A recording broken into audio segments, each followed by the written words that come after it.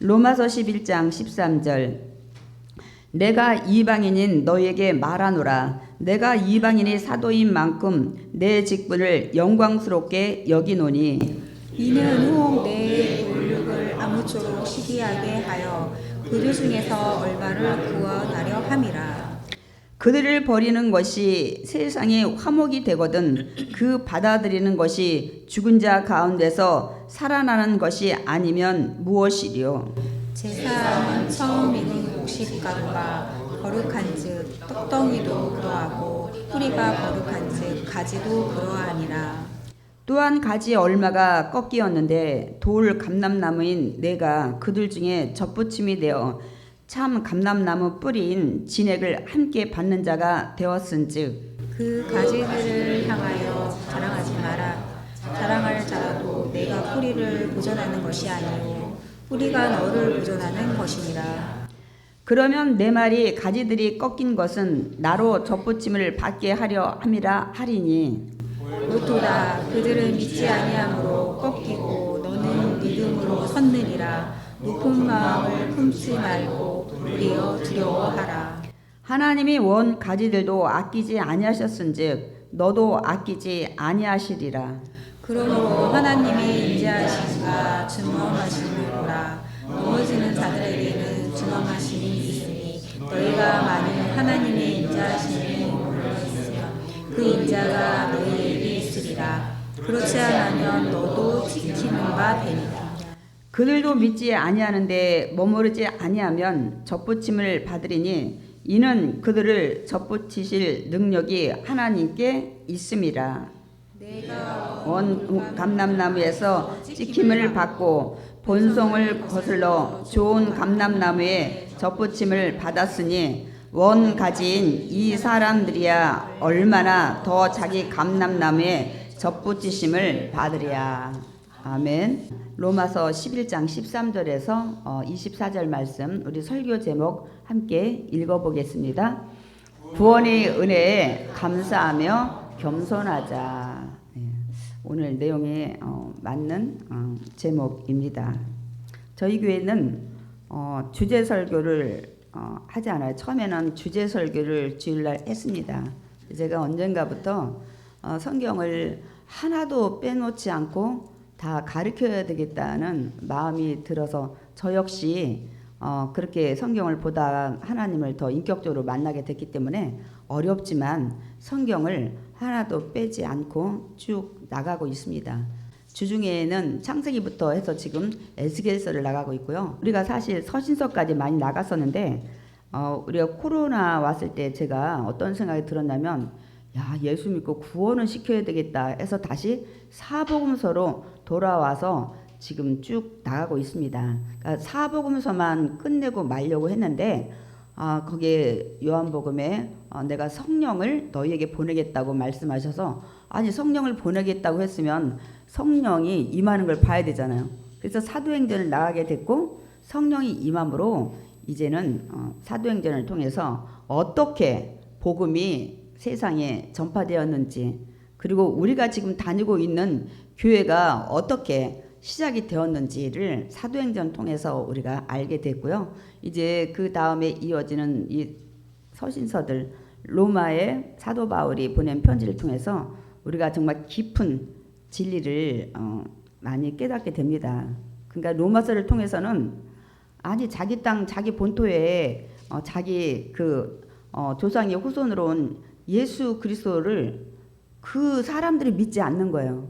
왜 믿지 않는지에 대해서 그리고 그러나 하나님은 다시 이방인의 수가 차면 그들을 다시 믿게 한다는 말씀들이 기록이 되어 있습니다. 그래서 로마서 우리가 9장, 10장, 11장에는 그 이스라엘의 그 불신앙에 대해서 기록을 하고 있습니다. 그래서 사도 바울이 얼마나 안타까운 심정을 토로했죠. 자기가 정말 생명을 잃을지라도 우리 민족이 예수를 믿었으면 좋겠다 이렇게 고백하는 것들을 우리가 봤습니다. 그래서 오늘 이제 우리가 말씀을 통해서 로마서 9장은 이 이스라엘의 하나님의 절대적인 주권하에 선민이라고 선택한 것에 대해서 말씀을 들었고요. 10장에서는 그렇게 자기 땅에 예수님이 오셨는데 그들이 믿지 않는 복음의 은혜를 거절한 받지 못한 이스라엘에 대해서 말씀을 우리가 전했습니다. 이유가 뭡니까? 예수님이 자기 땅에 왔고 예수님이 기적 무슨 십자가에 죽으시고 부활한 것도 많이 목격들을 했는데 왜 믿지 않느냐요? 그들은 메시아가 백마 타고 오는 줄 알고 또 온 메시아는 로마의 식민지에서 그들을 해방시킬 것이라고 정치적인 지도자로 생각을 했었기 때문입니다. 그래서 그들은 또 여전히 메시아가 아직 오지 않았다고 기다리는 유대인들도 많이 있고, 또한 이들이 구원을 받지 못하는 이유는 메시아가 아직 오지 않았는데 우리는 율법을 지켜서 구원을 받는다는 하나님의 의가 아닌 자기의 의를 주장하고 있기 때문입니다. 그래서 이제 사도 바울이 오늘 11장을 시작할 때 제가 앞부분은 너무 길어서 읽지는 않았습니다. 그런데 이렇게 질문으로 시작을 합니다. 그러면 하나님께서 이스라엘 백성들을 완전히 버리셨냐는 거예요. 근데 바울의 대답은 그럴 수 없느니라. 하나님이 버리지 않았다고 말씀을 하고 있습니다. 그러면서 나를 봐라. 먼저 자기 자신을 예로 듭니다. 나 누구냐? 나는 정말 본토백이 이스라엘인이고, 그리고 나는 아브라함의 후손이고, 여러분이 자랑하는 나도 아브라함의 후손이고, 또한 야곱이 낳았던 12아들 12지파의 베냐민 지파의 후손이다 하는 것을 얘기를 하고 있습니다. 사실 그때 이 사도 바울뿐만 아니라 12제자 중 가룟 유다는 자기가 목숨을 끊었죠. 뱉어져 죽었잖아요. 예수님은 30냥에 팔고. 그러나 11제자 또 가룟 유다 대신 세웠던 마띠아, 12제자들도 예수님을 열심히 믿었고, 또 7 집사도 있었잖아요.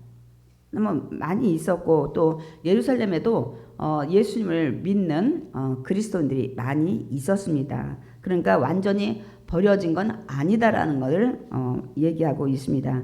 그러니까 바울은 이어서 이제 엘리야가 구약 시대에 하나님께 송사했던, 하나님께 고발하는 기도를 했던 것을 통해서 남은 자가 있다는 것을 증명하는 것을 우리가 볼 수가 있습니다.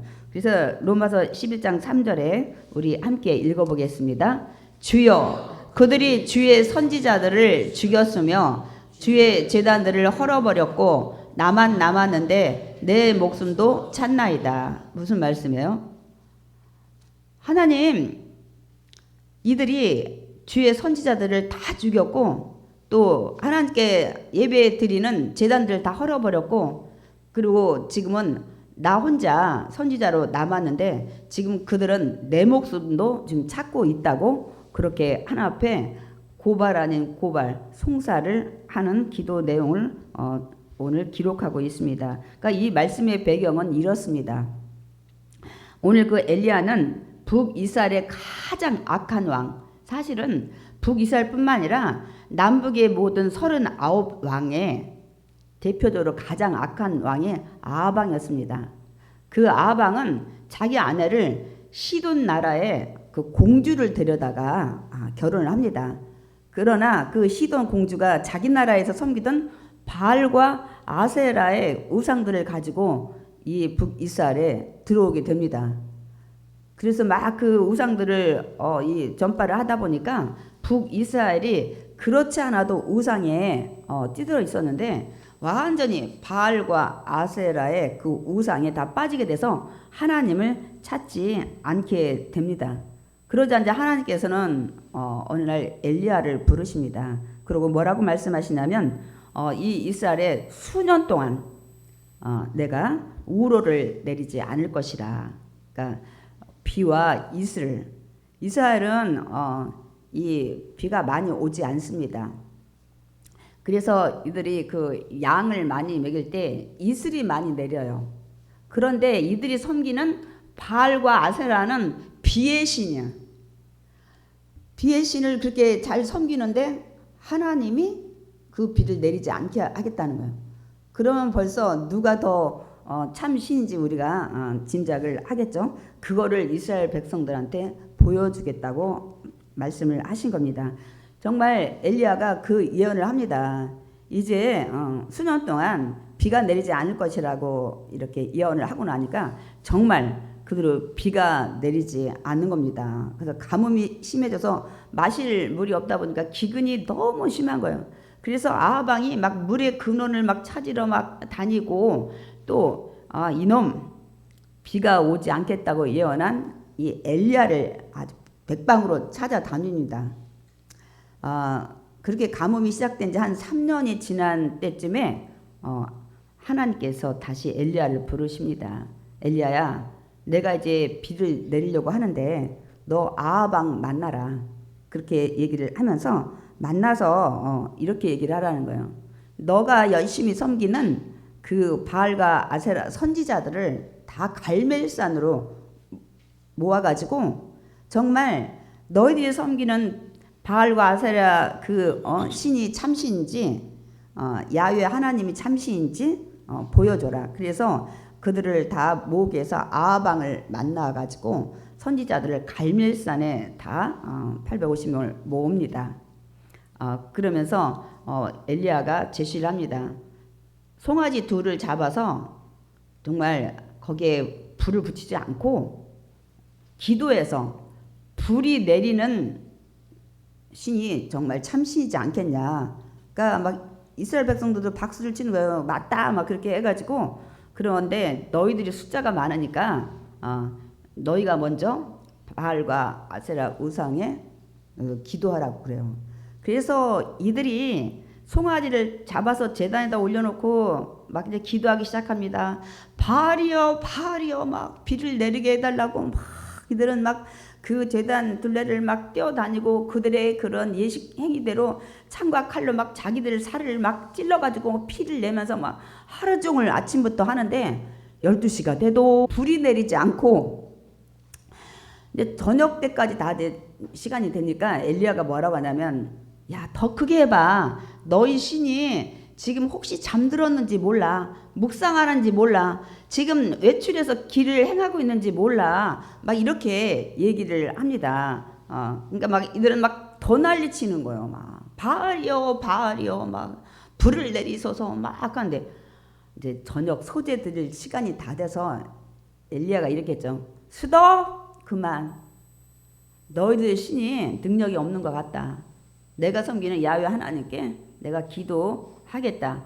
그렇게 하고 엘리야는 제단에 송아지 잡은 걸 올려놓고 물을 3번이나 떡에서 막 물을 3번이나 막 가득가득 붓고 또랑을 만들었는데 막 또랑에까지 그 제단에 제물을 적시고 난 물이 막 찰랑찰랑찰랑 하는 거예요. 그리고 엘리야가 기도하기 시작합니다. 아브라함의 하나님, 이삭의 하나님, 야곱의 하나님. 하나님이 이스라엘의 참신인 것을 나타내시고 내가 정말 주의 선지자라는 것을 알게 하시고 그리고 내가 지금 행하는 이 일이 하나님이 지시하신 것을 알게 하옵소서.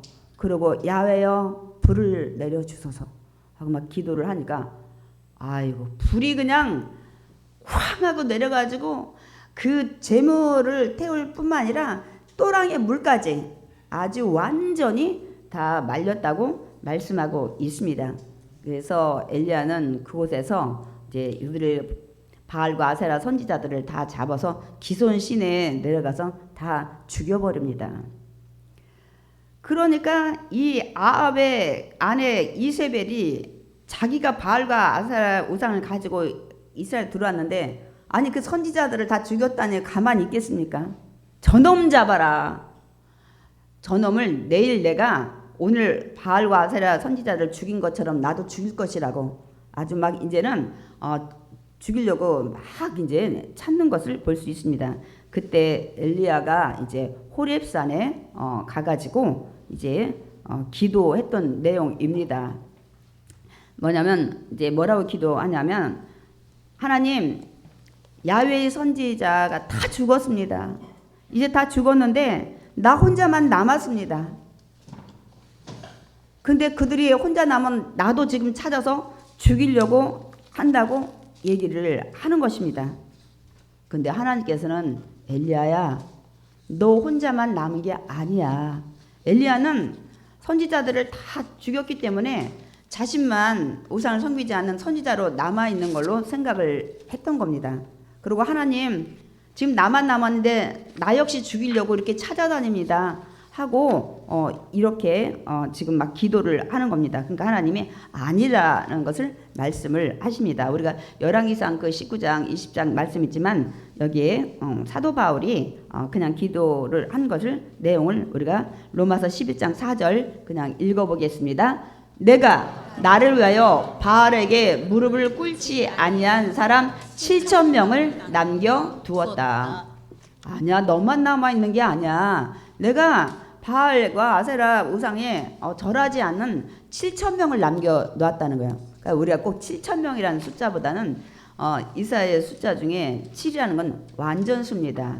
그 정도로 많이 남겨놓았다고 얘기를 지금 하는 것입니다. 사실 엘리야의 후계자인 엘리사도 있었고 또 왕궁에서 이 이세벨이 그 선지자들을 죽이려고 할 때 50명씩 굴여놓고 떡과 물을 날랐던 오바댜의 관원도 있었고 또 이 신학생들 신학교의 그 베델에 선지자들도 50명이나 있었고 나중에 이 아합이 남유다의 여호사밧 왕이 왔을 때 길앗 나무를 칩시다 했을 때 여호사밧이 하나님의 선지자한테 좀 물어봅시다 할 때 참 선지자였던 미가야도 남아 있었습니다. 네, 우리가 급하면 있잖아요. 아무도 안 보이고 어느 궁지에 몰리면 나만 지금 힘든 건 줄 알아. 나만 아프고 나만 가난하고 나만 힘들고 나만 외롭고 이렇게 느낄 때가 많아요. 그래서 자기 생명을 끊는 자가 많은 거예요. 내 아픔이, 내 슬픔이, 내 외로움이, 내 모든 그 조롱과 그것이 가장 크다고 생각하고 누구에게도 마음문을 열지 않고 상담을 좀 하고 위로를 받고 이렇게 하면은 정말 나만이 이런 고난 가운데 있지 않구나 하는 것을 우리가 또 깨닫고 위로를 받고 다시 일어서는데 제가 개척기수 목사님들 모임을 왜 가는 줄 아세요? 저 개척이 날 여의도에 안 가잖아요. 또 올해도 6월 달에 1박 2일 오살리 기도원에서 성령 대망회하고 우리가 수요예배를 여러분 올려드리지만 거기에 개척이 날에 우리 기수들 또 다른 기수들도 쭉 앉아 있어요. 제가 5년 동안 가고 안 갑니다. 교회 부흥도 못 시킨 또 자존심도 있고 또 여러 가지 상황에 교회를 비워야 되는 그런 것도 있고 그래서 저는 이제 그래도 여의도에 저희 교회는 지금도 소속이 되어 있어요. 개척국 통해서 제가 거기 교육제 하다 나왔기 때문에 개척국에 지금도 보고를 하고 있습니다. 그래서 사실 가야 되는데 이 개척교회들을 어떻게 또 여러 가지 소식통을 들어야 되기 때문에 제가 개척 우리 이제 같은 동기 선배들 저는 이제 자원했기 때문에 좀 젊어요. 우리 선배들은 보통 71, 2이에요. 대부분이. 그 이제 모임에 가는 이유는 같이 얘기를 나누면서 야 우리 교회는 야 이만하고 저만하고 야 이런 성도도 있고 저런 성도도 있고 그러면 제가 막 힘들다가도 와 그래도 우리 교회 성도님들이 훨씬 존경스럽네. 이렇게 힘든 우리 목회자도 있구나. 그런 마음들을 가지고 이렇게 얘기를 하면서 나누다 보면 위로를 받는 거예요. 저 선배님은 정말 예배드리다 애들 데리고 하는데 똥 싸고 오줌 싸면 설교하다가 내려가가지고 그걸 다 치우고 또 올라가가지고 예배드리고 또 많은 부모님들이 이 파혼하고 뭐한 그런 가정들이 많아가지고 아이들이 교회 와서 배고프다고 하는 거예요. 그러면 또 밥을 다 해서 먹이고 날마다 그 뒤치다거리 하는 목사님 보면 정말 천사 같아요. 그런 걸 보면 나는 거기에 비하면 아무것도 아니다. 그 목사님들 손을 보면 여의도에서 그렇게 대접받고 있었잖아요. 손톱이 다 문드러지고 자기 생활비를 털어서 또 청소년 가장들을 돕고 하는 그 교육자들을 보면서 제가 위로받는 것처럼 저희들이 어떤 때는 이런 위로가 필요해요. 정말 진심은 하나님의 위로가 필요하지만 때로는 같은 힘든 자들끼리 나눠가지고 위로받고 나만 어려운 게 아니구나. 그래야 그 우울감에서 벗어날 수가 있습니다. 사실 오늘부터 우리 구역예배 드리는데 구역예배도 뭐 성경 공부를 얼마나 더 알고 그런 지식자랑 시간이 아니에요. 함께 모여서 우리 집사님은 우리 권사님은 우리 안수 집사님은 어떤 어려움이 있구나 서로도 알면서 중보기도도 하고 위로도 받고 위로도 하고 이런 것들이 친교 시간입니다. 그 굉장히 필요합니다. 교회는 다니는데 영의 형제 자매라고 하면서 도대체 뭐 어떻게 사는지 전혀 모르고 있는 서로 그렇게 지내는 성도들이 많이 있기 때문에 구역 예배가 굉장히 필요합니다. 그래서 서로 위로도 받고 또 힘든 사람이 있으면 내가 먼저 이긴 경험이 있으면 또 삶의 경험을 통해서 위로하고 또 이런 것들이 필요합니다. 그러니까 여기도 엘리야가 자기는 오직 자기 혼자만 남았다고 하나님한테 막 고발을 하는 거예요. 근데 하나님이 아니라는 거죠. 야, 너뿐만 아니라 우상에 절하지 않은 7,000명을 남겨두었다.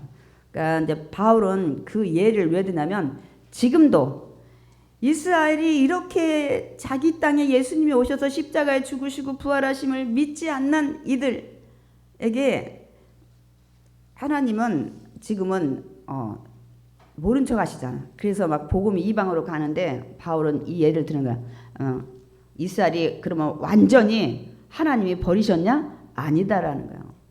엘리야 시대처럼 지금도 하나님이 구원하려고 은혜 베푸는 자가 7,000명처럼 남아있다는 것을 예를 들면서 그 말씀을 하는 것입니다. 그러니까 지금도 엘리야 시대처럼 하나님의 은혜로 7,000명과 같은 남은 자를 지금 남겨두셨다는 것을 얘기를 하고 있는 것입니다. 저는 여러분한테 좀 질문을 드리고 싶습니다. 여러분 중에 믿지 않는 가족들 있잖아요. 하나님이 완전히 버리신 걸까요? 아닙니다, 여러분. 오늘 바울은 그 얘기를 하고 있는 겁니다.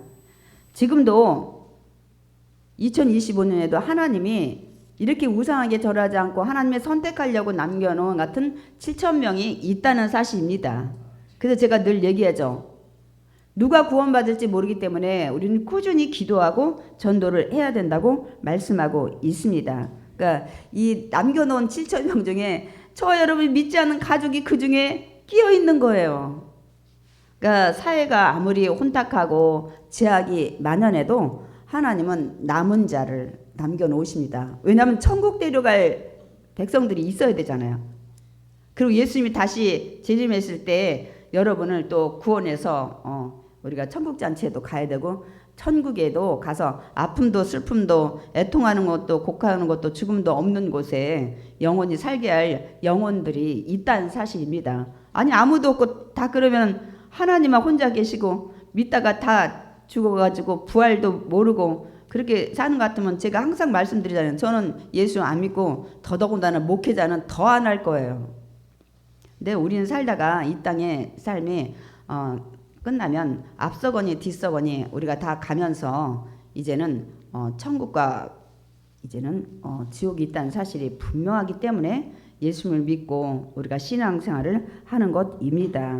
그러니까 하나님이 7,000명처럼 남겨두신 가족들, 이웃들이 있기 때문에 지속적으로 계속 기도하고 전도해야 합니다. 그 중에 우리 가족도 우리 또 지인도 있기 때문입니다. 그렇다면 아니 선택했는데 왜 믿지 않고 있냐는 거예요.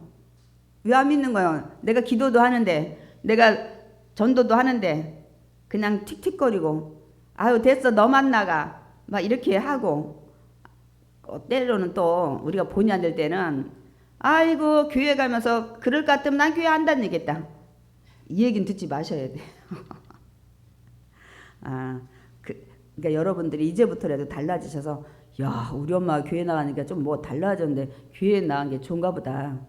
우리 아빠가 우리 자녀가 교회 나가는데 뭔가 달라지네. 그러면 여러분은 말로 교회 나가라고 안 해도 50% 전도한 겁니다. 이미 마음은 열려있기 때문에 그렇습니다. 그런데 아유 우리 신이를 보니까 우리 시어머니를 보니까 나는 교회 안 가. 우리 시어머니 나 달달 볶는데 우리 신이 날마다 밉상인데 그 사람들이 천국 가는데 난 거기까지 같이 갈 수가 없어. 난 시댁에 시자만 시금치에 해도 나는 듣기 싫어 이렇게 하면 절대 안 됩니다. 여러분이 복음을 가로막고 있기 때문입니다. 그래서 여러분이 본이 되고 기감이 되고 그러려면 때로는 참고 견디고 십자가에 나 위에 죽으신 예수님의 그 고난에 비하면 우리 참는 거는 아무것도 아닙니다, 여러분. 그렇기 때문에 우리가 늘 다듬어져야 돼요. 교회 오면은 막 찌르는 자가 있어. 막 그래가지고 닭도 잡으면 적당히 잡으면 그냥 막 피를 흘리고 온 사방이 다 흘리고 막 묻히고 다녀. 아이 잘 보려면 확 죽어야 돼. 근데 그런 사람이 있어요. 어떤 분들이 초신자들이 항상 그래요. 아유 교회 가니까 막 야 똑같더라야. 똑같아요. 세상에서 똑똑하고 잘나고 모범된 사람이 온 게 아니라 세상에서 선택한 사람이 와가지고 여기서 다듬어지는 교육 현장이에요. 못난 부분이 다듬어지고 부족한 부분이 채워지고 하면서 주님이 원래 창세기 1장 30절에 보면 이 얘기 보시기에 좋았더라로 좀 변해가는 거예요. 아멘이십니까? 그렇기 때문에 교회 와서 절대로 시험 들면 안 돼요. 아이고 교회도 난 다 천사만 있는 줄 알았더니 아니 교회가 천사만 있으면 자기는 오지 말아야지. 천사가 아니었을 테니까. 여기는 세상에서 이 모양 저 모양으로 살고 똑똑한 사람도 때로는 있고 또 가방끈이 짧은 사람도 있고 돈 많은 사람도 있고 돈 없는 사람도 있고 저는 너무 좋아요. 천국 가는 구원의 자격이 없고 있고 배우고 안 배우고 그런 거예요. 없다는 사실입니다. 아멘이십니까? 제가 이제 좀 이따 또 말씀을 드리겠지만은 그렇기 때문에 여러분의 교회 와서 실망하거나 낙심하지 마시기 바랍니다. 그래서 그런 분들이 다듬어지는 훈련 이 교육 현장입니다. 그래서 때로는 누군가 막 찔러요. 아직도 가시가 있는 사람들은. 그러니까 아이고 아직도 안 다듬어지셨군요. 이렇게 여러분 생각하면 되고 기도해 주시면 되겠습니다. 들이 왜 아직 믿지 않냐면 오늘 이 바울은 이사야의 말씀을 인용합니다. 로마서 우리 11장 8절 읽어보겠습니다. 하나님이 오늘까지 그들에게 혼미한 심령과 보지 못할 눈과 듣지 못할 귀를 주셨다 함과 같으니라. 그러니까 믿지 않는 순간까지 혼미한 심령을 그러니까 영적인 눈이 닫힌 거예요. 그래서 보지 못할 눈과 듣지 못할 귀, 육적인 보지 못하고 육적으로 말 못할 이런 것이 아니고 듣지 못하는 것이 아니고 영적인 눈이 감겨서 이 영의 복음의 말씀이 들리지 않기 때문이지 다른 게 아니라는 거예요. 그래서 고린도서에도 바울은 이 얘기합니다.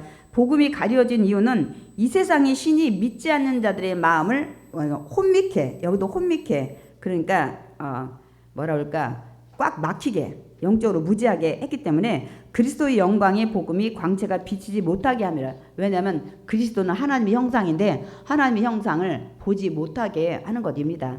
그러니까 우리도 신앙생활 하다 보면 안 믿어져요. 믿고 싶은데 안 믿어져. 교회는 나오고 있어. 근데 목사님 말씀하는데 믿고 싶지만 그냥 지식적으로만 믿고 마음으로 믿어지지 않는 경우 많은데 어느 날 어느 순간 하나님 말씀이 들리기 시작합니다.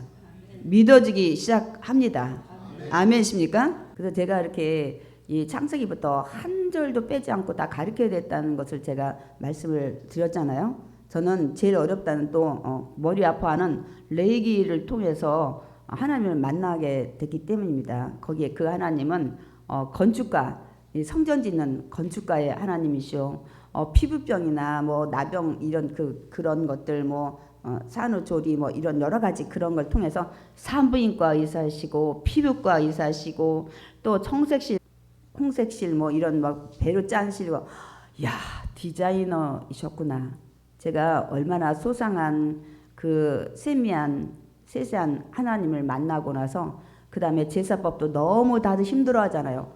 야 정말 사랑이 많으신 하나님이다. 너희들 나한테 올 때 이 죄는 이런 방법으로 와서 나를 만나렴. 저 죄는 이런 방법으로 해서 나를 와서 만나렴. 이런 것들을 깨닫고 나니까 제일 어렵고 골 아프고 몇 규비 몇 광 막 하는 그 말씀이 그 하나님의 진정한 사랑을 깨닫고 나니까 야 이런 하나님인데 나는 너무 막 무서운 하나님 아니면 반대로 막 사랑의 하나님 막 이런 것만 알고 있었구나 하고 그 다음부터 제가 인격적으로 하나님을 만나게 된 것처럼 여러분 어렵지만은 이 말씀들을 깨달으면서 제가 앞서도 말씀드렸지만 사도행전 통해서 왜 복음이 우리나라까지 대한민국 여기까지 전해졌는지 우리가 다니는 교회는 어떻게 형성이 되는지 또 로마서는 다 복음의 진수라 로마서를 배워야 된다는데 도대체 이 말씀은 왜 이렇게 읽어도 무슨 말씀인지 모르겠다 이렇게도 생각하지만 여기를 이제 우리가 통과를 하면 믿음이 한 단계 성숙해질 줄 믿습니다. 이렇게 이 이스라엘 나라가 우상을 섬기니까 다윗이 화가 나서 자기를 막 비방하니까 이런 기도를 합니다. 그래서 또 이 바울은 다윗이 했던 이 탄식하며 절망하는 기도에 대해서 잠깐 또 말씀을 하고 있습니다. 로마서 11장 9절 읽겠습니다.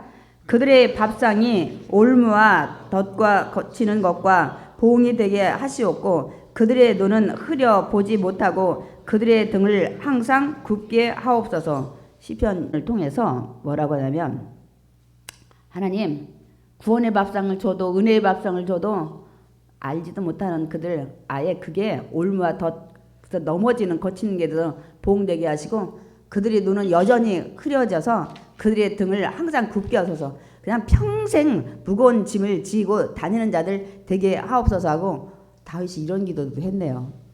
다윗이 참 하나님 보시기에 마음이 합한 자였는데 때로는 이 다윗을 하도 비방하니까 하나님 선지자도 때로는 이것 좀 해주세요. 저렇게 좀 해주세요. 이렇게 기도를 했다는 것입니다. 그러니까 믿지 않는 자들에 너무 안타까운 마음으로 사실 그 기도를 한 거죠. 그러니까 이제 바울은 이러는 거예요.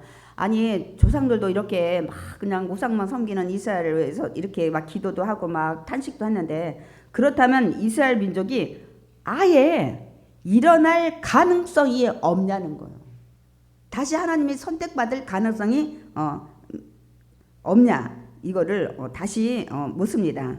그러니까 그러면서 또 그것이 아니라는 거예요. 그러면서 예를 듭니다. 이스라엘의 불신으로 말미암아 이들이 영적으로 둔하게 돼서 그 이방인에게 복음이 가게 했다는 이 사실을 얘기를 합니다. 여러분 2000년 전에 우린 가보지 않은 저야 성지순례 때문에 갔지만 보지 못한 십자가에 죽으시고 부활하심이 복음이 왜 이 땅에 복음이 전해졌습니까? 옛날에 복음 전할 때 우리 조상들은 서양 귀신 믿지 말라고 우리나라 신 믿어야 된다고 막 이렇게 얘기를 했다고 합니다. 그럼 그 복음이 우리는 예수님의 노란 머리인지 검은 머리인지 모르겠지만은 우리는 우리 조상 신 믿어도 충분한데 왜 그런 옛날 조상들을 무지했을 때 뭐 그렇게 코 빼주간 신을 믿냐 막 이렇게 한 것처럼 그런데 뭐라고 말씀하냐면 이방인에게 복음이 전파되게 해서 믿지 않는 이스라엘에 시기나게 하기 위해서 이렇게 하셨다는 거예요. 아시나요? 사실은 어떻게 보면 이스라엘의 불신에 대해서 감사해야 돼요. 그래서 복음을 이방으로 흘려보내서 이방인들이 제가 지지난주인가 말씀드렸죠. 이들이 시기나게 한 거예요. 아니 우리는 예수를 믿지 않는데 아니 세계 각처에서 성지순례 와가지고 막 히브리어로 막 찬양하고 막 여기저기 막 돈 들여가면서 구경하고 하는 걸 보면서 이들이 깨닫게 하기 위한 아니 우리는 믿지 않는데 왜 다른 이방인들은 이렇게 와서 예수가 태어난 곳 활동했던 곳 또 선지자들의 이런 것들 많은 데를 왜 이들이 탐방하고 다닐까 이렇게 해서 시기나게 해서 다시 이스라엘에 믿게끔 하기 위한 하나님의 섭리였다고 말씀을 하고 있습니다. 그러니까 영적으로 계속 자극하는 거예요. 영적으로 계속 자극해서 이스라엘이 다시 돌아오도록 하기 위한 하나님의 섭리였다는 사실입니다. 처음 들으시나요? 우리 복음이 하나님은 어떤 방법으로 전했냐면 이스라엘이 영적으로 둔하게 하심으로 그래서 영적으로 둔하니까 빌립이고 사도 바울이고 뭐 누구 다 어떻게 이스라엘에 복음을 전하지 않고 전하긴 해서 견딜 수 없으니까 유럽으로 막 서아시아로 막 다 튕겨나가서 복음을 전하게끔 만드는 것이 하나님의 그 방법이었어요. 그들이 거기 안에서 순수하게 복음을 받아들였다면 이들이 해외로 나가서 선교하려고 생각 안 했을 거예요. 근데 그 얘기를 하고 있습니다, 여러분. 그러니까 우리가 믿게 된 건 이스라엘 불신으로 말미암아 이 복음이 이방으로 넘어오게 됐다는 것을 사도 바울이 얘기를 하고 있어요. 이거는 로마서 아니면 우리가 알 수가 없는 내용이에요. 그러니까 우리 이스라엘 사람들이 불신에 의해서 구원받게 된 것이 때로는 어떻게 되면 감사를 해야 되는데 그게 또 하나님의 방법이었다는 사실입니다. 우리 한번 로마서 11장 12절 볼까요? 그들이 넘어짐이 세상이 풍성함이 되며 그들의 실패가 이방인의 풍성함이 되거든 하물며 그들의 충만함이요. 잠깐 말씀 볼게요. 그들이 넘어짐, 그들이 믿지 않고 불신하기 때문에 세상의 복음이 풍성해졌다는 거예요. 그들의 실패가 뭐예요? 이스라엘의 불신으로 말미암아 넘어져서 이방인, 우리가 이방인잖아요. 이스라엘의 선민 말고는 다 이방인인 거예요. 그들은 이방인을 개같이 여기잖아요. 자기들만 선택받았다는 자부심, 자만심에 빠져 있죠. 이방인이 복음이 풍성함이 됐다는 거예요. 하물며 그들까지 믿는다면 세상에 복음이 얼마나 충만하겠냐는 거예요. 이 얘기를 하고 있습니다, 여러분. 그러니까 바울은 그러므로 이방인들에게 그래서 제가 오늘 설교 제목이 구원의 은혜에 감사하며 겸손하자. 겸손해야 된다는 얘기를 바울이 하고 있습니다. 너희들이 잘나서 복음을 너희들 믿게 된 게 아니야. 복음이 전파된 게 아니야. 하나님의 뜻과 섭리 가운데 이스라엘 백성들 잠깐 우둔하게 해서 복음이 그 핍박 박해를 피해서 외부로 나가게끔 하나님께서 하신 방법이었다는 거예요. 그러니까 이스라엘 사람들 사실 유대인들 너무 무시하면 안 돼. 다른 건 다 배워야 돼요. 12살까지 성경을 다 모세오경을 외우고 정말 율법대로 지키는, 단지 그들은 예수 그리스도를 메시아로 믿지 않는다는 사실 그거 하나이죠. 근데 오늘 로마서에는 깊은 의미를 얘기하고 있어요. 다시 다 돌아온다는 거예요. 제가 이제 말씀을 드릴 거예요. 지금은 이스라엘이 믿지 않는 자들이 많이 있어요. 그렇지만은 하나님의 은혜로 먼저 선택받은 그들은 애들이기 때문에 거룩하다고 바울이 얘기하고 있습니다. 로마서 11장 16절 말씀하겠습니다. 우리 읽어보겠습니다. 제사는 처음 익은 곡식가루가 거룩한즉 떡덩이도 그러하고 뿌리가 거룩한즉 가지도 그러하니라. 무슨 말씀이에요? 우리가 이 초실절에 그 곡식을 하면 가루에 처음에 떡 가루를 하나님 앞에 드리잖아요. 항상 10의 1조씩으로 드리고 거룩한즉 그 나머지의 떡덩이도 다 거룩하다는 거예요. 먼저 하나님을 드리면 그 나머지도 다 거룩한 거예요. 또 뿌리가 거룩한즉 가지도 그러하니라. 한데 처음 익은 곡식이 뭐냐면은 이들의 조상, 믿음의 조상, 족장들을 얘기하는 거예요. 아브라함, 이삭 이들이 얼마나 믿음 안에 있던 사람들입니까? 그들이 거룩하니까 지금 남은 이스라엘 백성의 떡덩이도 거룩하다는 거예요. 그 뿌리도 마찬가지야. 이스라엘의 믿음의 족장들도 거룩했기 때문에 그 뿌리에서 나온 가지들도 거룩하긴 하다는 것을 말씀하고 있습니다. 그러면서 또 하나 또 비유를 둡니다. 참 감람나무와 돌 감람나무를 비유로 이제 이스라엘과 이방인에 대해서 말씀을 하고 있습니다. 그런데 얘들아, 그러면서 이제 이 바울이 얘기하는 겁니다. 이 로마인들한테 이스라엘 가지 중에 얼마의 가지가 꺾인 곳에 너희 돌 감람나무, 그러니까 이방 우리를 그 참 감람나무에 접붙임을 받아 참 감람나무의 뿌리의 진액을 받게 했다는 거예요. 여러분은 좀 나이가 드신 분은 그걸 알 거예요. 시골에 보면은 고염나무 있죠. 또 그 감도 떫은 감이 있어요. 그러면은 어떻게 해요? 그런 나무에다가 정말 맛있는 단감 같은 거를 접붙임을 해요. 저는 그거를 아버지가 하는 걸 봤어요. 이렇게 기역자로 자르고 또 니은자로 해가지고 거기다 딱 가지에다 해가지고 이렇게 막 헝겊으로 막 매가지고 그렇게 해서 이 고염나무나 이런 그 단감나무가 아닌 나무가 단감나무로 변하게 하는 그런 접붙임들을 많이 하는 걸 알 수가 있습니다. 근데 오늘 바울은 좀 거꾸로 했어요. 참 감람나무야. 이스라엘 백성 선민이니까 거룩하니까 거기다 돌 감람나무, 돌배 같은 나무를 꺾인 자리에다가 접붙임을 해서 뿌리의 진액을 받게 한다는 거예요. 뿌리의 진액이 뭐예요? 저와 여러분이 아니 우리 조상도 아니는 아브라함이 어떻게 믿음의 조상이냐고. 여러분이 이스라엘의 역사 이거 사실은 이 영어로 히스토리 아니요. 그분의 역사를 왜 노랑머리인지 검은머리인지 예수님 모르겠지만은 그분의 역사를 여러분이 날마다 들어야 되는 거예요. 그게 그 뿌리의 진액을 받는 거예요. 그래서 여러분의 믿음의 조상이 아브라함이고 또 우리가 그 이스라엘에게 주었던 이 시내산에 주었던 이 율법을 여러분이 공부하는 것입니다. 우리가 거기에 접붙임 받아서 그 뿌리의 진액을 우리가 같이 지금 받고 있기 때문에 여러분 한 번도 안 생각했어요? 이거 이스라엘 역사인데 예수의 역사인데 이거 왜 배워요? 우리나라 사람도 아닌데.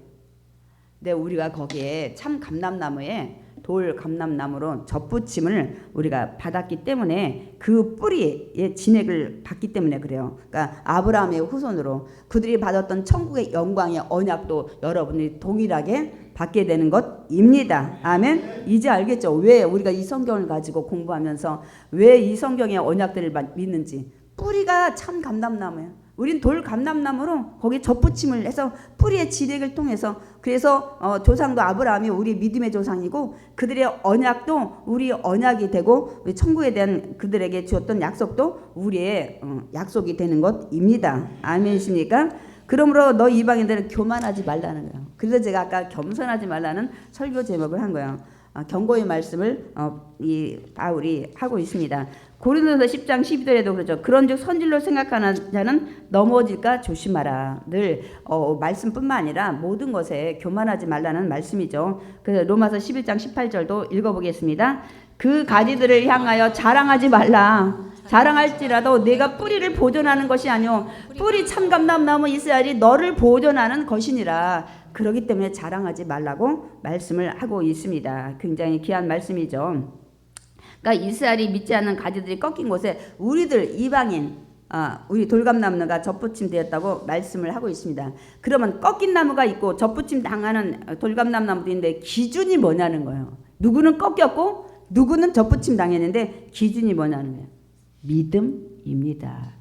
그들이 참 감람나무였는데 예수를 믿지 않으므로 꺾였다고 오늘 표현을 하고 있습니다. 그러면 접붙임은 예수를 이 바울이나 나가서 많은 이 사도들이 전하니까 믿었으니까 거기에 접붙임 당한 거예요. 오직 기준은 믿음입니다. 로마서 11장 20절 21절 읽겠습니다.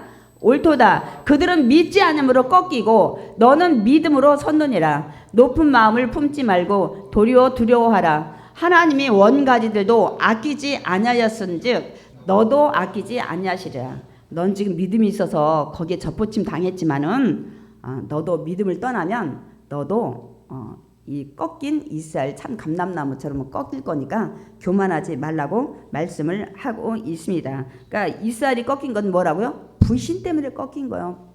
표현을 그렇게 한 거예요. 우리 이방인이 접붙임 당한 거는 믿음을 가졌기 때문에 예수님을 나의 구원자로 믿기 때문에 접붙임 당했다는 거예요. 그러니까 이방인들 늘 믿음 잃지 않고 교만하지 말라고 사도 바울이 또 한마디 일침을 합니다. 왜냐하면 하나님은 사랑의 하나님이세요. 우리가 믿음이 있을 때는. 그러나 우리가 불의하거나 불신할 때는 심판하시는 공의의 하나님이시기 때문입니다. 그래서 이스라엘이 이제 다시 회개하고 돌아오면은 하나님이 다시 접붙임을 해 주신다는 것을 얘기하고 있습니다. 그러니까 참 감람나무에 다시 접붙임 하실 것이기 때문이라고 말씀하고 있습니다. 우리 로마서 11장 23절 읽겠습니다. 그들도 믿지 하는데 머무르면 이게 믿으면 접붙임을 받으리니 이는 그들을 접붙이실 능력이 하나님께 있음이라. 아멘. 이게 뭐냐면 아니 본성이 다른 참감나무가 아닌 돌감람나무도 접붙임을 붙여가지고 뿌리 원액을 받고 있는데 아니 하물며 원래 참 감람나무의 본성을 가졌던 그 꺾인 가지가 다시 참 감람나무에 접붙임 받으면 얼마나 잘 접붙임이 되겠냐는 거예요. 그러니까 이스라엘이 다시 회복해서 돌아온다는 희망의 말씀을 하고 있습니다. 이제 그들이 돌아오고 있습니다.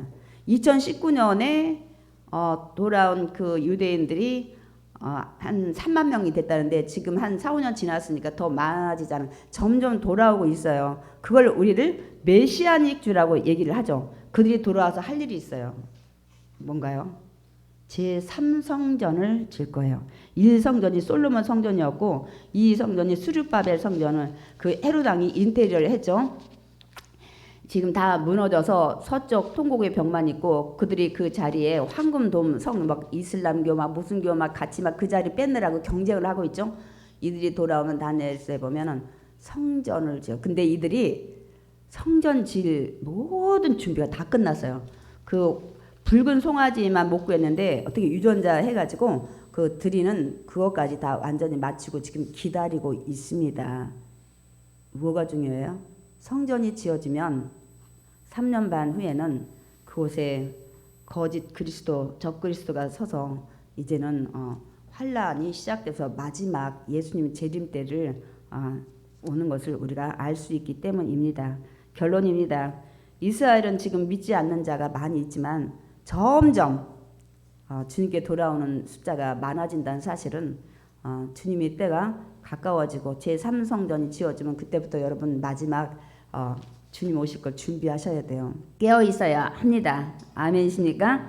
그러니까 하나님께서는 이렇게 택하신 이스라엘 백성을 작정하시고 선택하신 민족은 결코 버리지 않는다는 사실입니다. 근데 우리 또한 마찬가지입니다. 한번 선택하시면 우리가 하나님을 저버리지 않는 이상 하나님은 여러분을 언제든지 기다리시고 동구밖에 집 나간 둘째 탕자처럼 정말 애타게 기다리시다가 나가서 목을 끌어안고 기뻐하실 줄 믿습니다. 그러니까 여러분을 선택하신 여러분 절대로 포기하지 않으세요. 저는 주님 오시기 전에 제3성전이 지어지기 전에 여러분이 믿다가 뒤로 물러섰던 분들은 오시면 너무 감사하겠어요. 우리 마길령 우리 부부 오늘 오셔서 너무 감사해요. 우리 환영의 박수 너무 감사합니다.